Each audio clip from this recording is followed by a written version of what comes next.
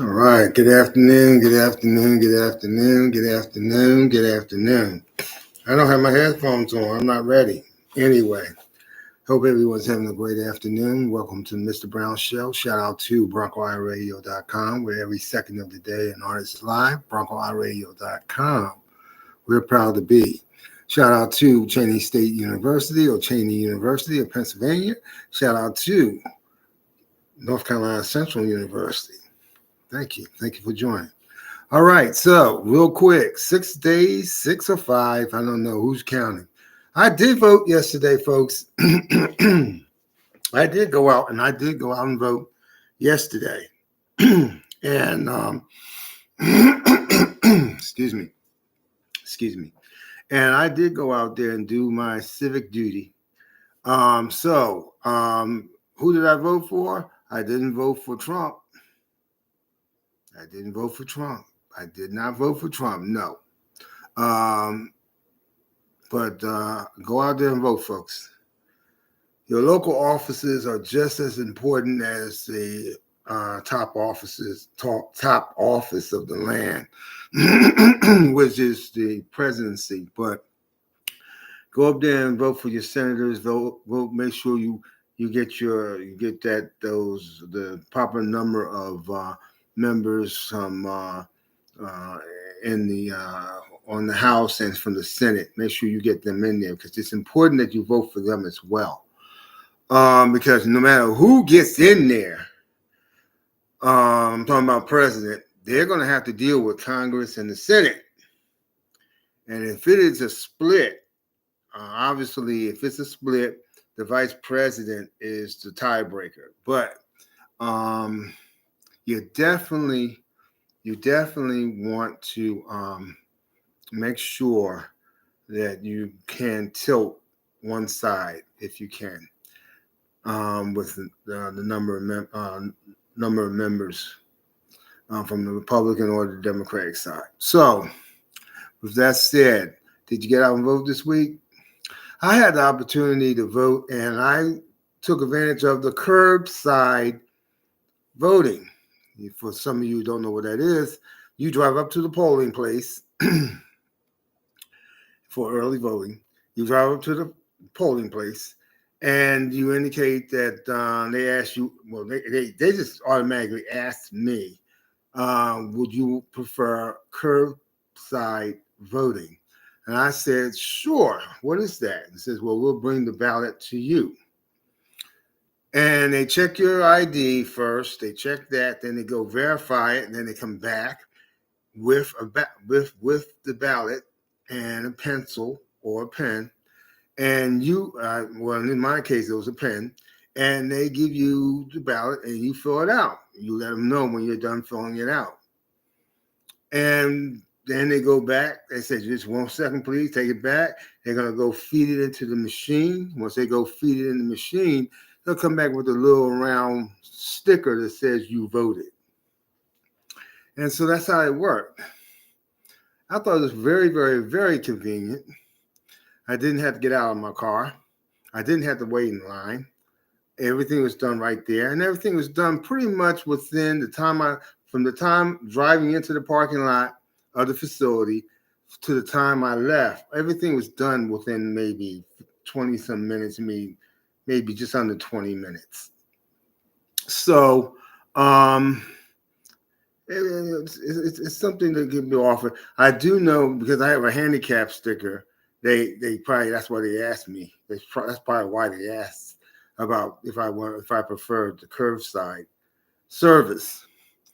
You do have to have a handicap sticker in your car, and you, in most cases, it is designed for those voters who have mobility issues, just getting out of the car, possibly getting a walker out, possibly getting a wheelchair out, things of that nature, cane, and so if they don't feel like walking the distance from the parking lot to the actual facility, standing in line, registering, standing there, and then going to get in line to vote.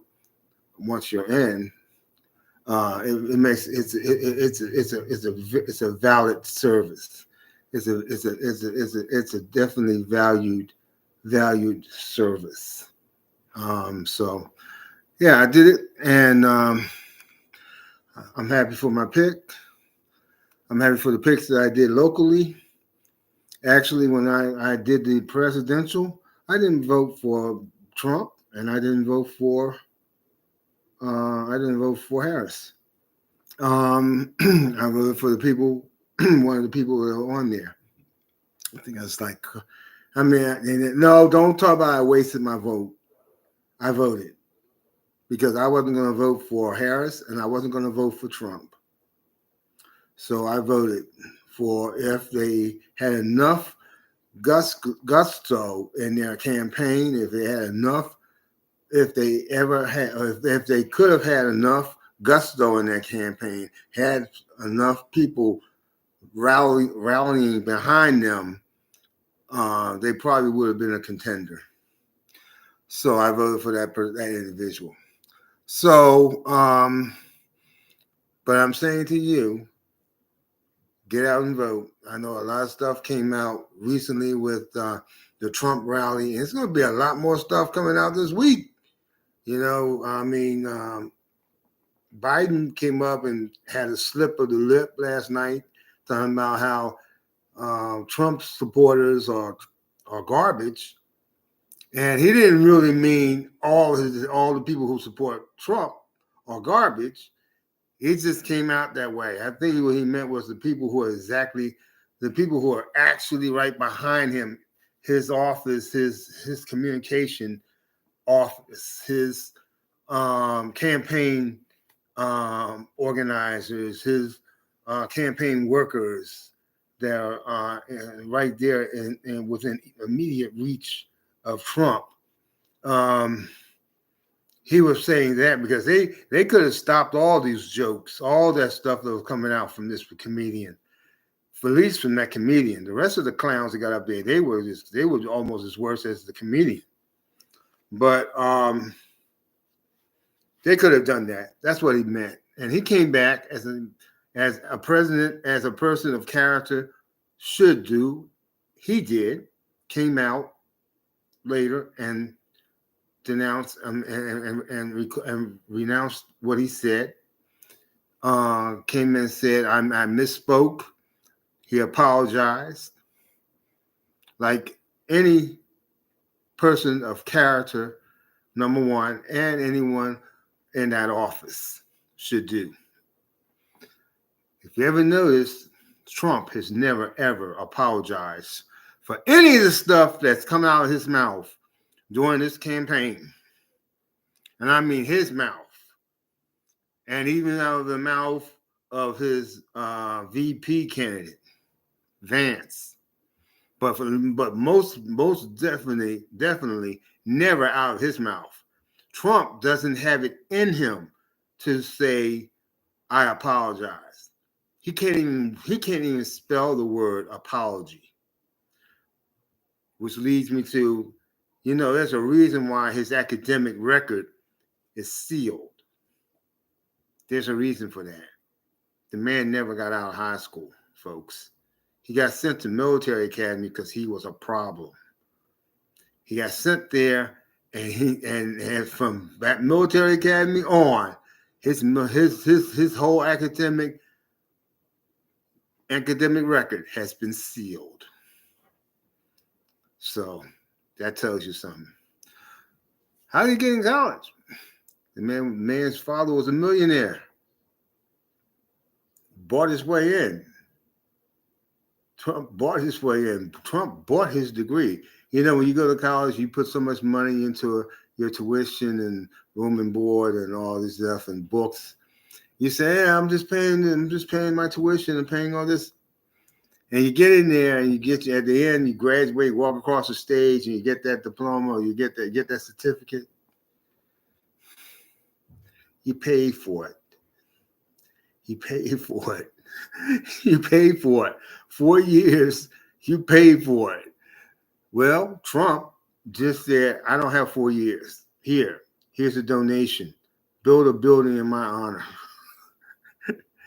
And they did. and they gave him his degree. That's how it was. No, he didn't get an honorary. He didn't get an honorary from Wharton. He got a degree. He paid for it. He just flat out said, I'm paying for it. And he paid for it. He had an instructor at Wharton in economics. And that instructor is on record to saying that Donald Trump was the quote unquote dumbest, or no, quote unquote, the most dumbass student he ever had in the history of him teaching and instructing on a college level. So, anyway, Trump is unable to spell the word apology. He's unable. It doesn't have. It's not in him. It's not in him. So, and there's gonna be some other stuff coming out. They tried to hit him with the swimsuit model thing last week. He was Jeffrey Epstein, who he was good friends with, was dating the woman, and he was basically fondling her, feeling her up in front of him at his amusement. And she came out 30 years later and told about it. She's not suing. She just came out and talked about it. She said she had to talk to somebody. You waited 30 years? Okay, I could get it. I get it. Some people, things happen to you 30 years ago, more than 30, 40 years ago. You haven't been able to talk about it. I understand. But you wait 2 weeks, the person who did it, you wait 2 weeks before Election Day to come out and say it. And you know this person who did it is now running for president of the United States. What kind of crap is that? I'm not a Trump supporter, but that's crap. I mean, that's some low ball, you know what. So anyway. Did you get a chance to give God the glory, give him the honor for waking you up this morning so you can wake up and say, thank you, God. I can see my wife, see my children, see people, see my relatives. A lot of people did not get that opportunity this morning to do that.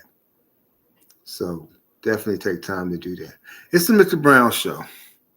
Get out and vote, folks.